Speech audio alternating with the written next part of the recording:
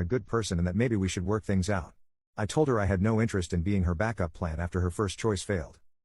My lawyer filed for divorce and for primary custody of the kids.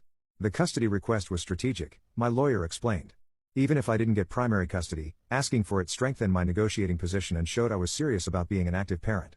It also terrified Vanessa, who'd assumed she'd automatically get the kids. Her lawyer apparently explained that custody isn't automatically awarded to mothers anymore, and that my stable housing situation and steady income actually put me in a strong position. The fact that she'd been planning to move a boyfriend she'd been seeing for 4 months into the family home wouldn't look good to a judge either. Vanessa finally moved out 10 days after our confrontation.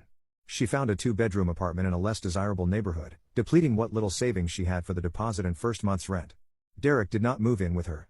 According to mutual friends, he'd decided the situation was too complicated and he wasn't ready for an instant family. So Vanessa left her marriage, her comfortable home, and financial security for a man who dumped her the moment she actually needed him. She took Sophie and James to her apartment, and I got them on weekends.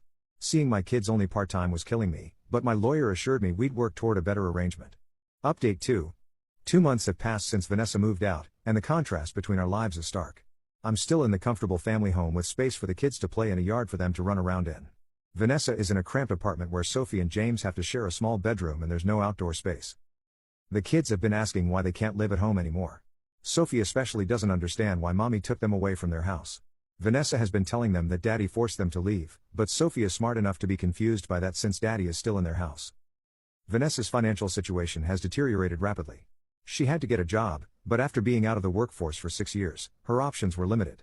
She's working as a receptionist again, making barely enough to cover her rent and basic expenses. She's been asking me for money beyond the temporary support my lawyer advised I pay, claiming she can't afford groceries or clothes for the kids. I've been providing for the kids directly instead of giving Vanessa cash. I buy their clothes, pay for their activities, and make sure they have everything they need. When they're with me on weekends, I send them back to Vanessa's with enough food for several days. I'm not letting my kids suffer, but I'm also not funding Vanessa's poor life choices. The divorce proceedings have been contentious. Vanessa is fighting for primary custody and maximum child support. My lawyer has been systematically dismantling her arguments. The fact that I have stable, appropriate housing while she's in a cramped apartment works in my favor.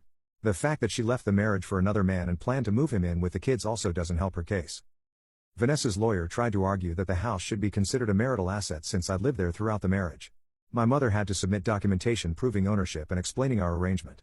The judge seemed skeptical of Vanessa's claim, especially when it came out that she'd been told from the beginning the house wasn't in my name. The most satisfying moment in court so far was when Vanessa's lawyer tried to paint her as a devoted mother who sacrificed everything for her children. My lawyer presented evidence of her 4-month affair, including text messages between her and Derek where they discussed their future together and how my money would fund their lifestyle. The messages where she calculated